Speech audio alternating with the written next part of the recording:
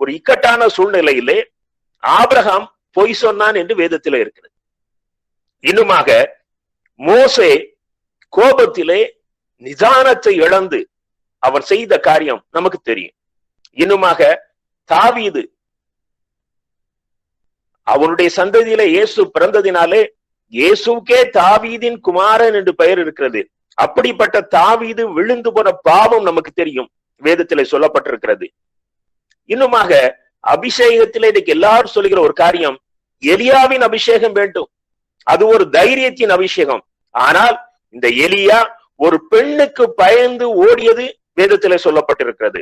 எனக்கு அருமையான தேவனுடைய அன்பு பிள்ளைகளே, அப்போஸ்தலனாகிய பேதுரு, இவன் மீதுதான் சபையை கட்ட வேண்டும் என்று சொல்லி கர்த்தர் திட்டம் வைத்திருந்தார். அந்த பேதுரு ஒரு வேலைக்காரி முன்பாக கடவுளை மறுதலித்தது நமக்கு தெரியும்.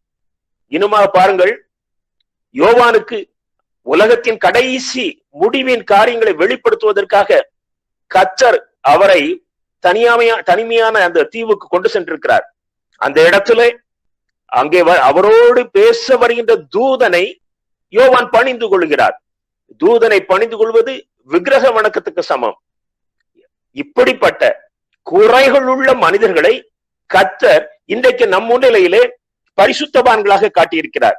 எனக்கு அருமையான தேவனுடைய அன்பு பிள்ளைகளே, நமக்கு குறைகள் இருக்கிறதுனாலே நாம் பரிசுத்தவான்களாக மாற முடியாது என்பதல்ல. எல்லோரும் வேதத்திலே வருகிற மனிதர்கள் வானத்திலிருந்து நேரடியாக வந்தவர்கள் அல்ல. அவர்களும் சாதாரணமாக நம்மை போல பாடுள்ள மனிதர்களாக பிறந்து வளர்ந்தவர்கள். அவர்கள் கடந்து வந்த பாதைகளிலே அவர்களும் தவறி விழுந்தவர்கள்.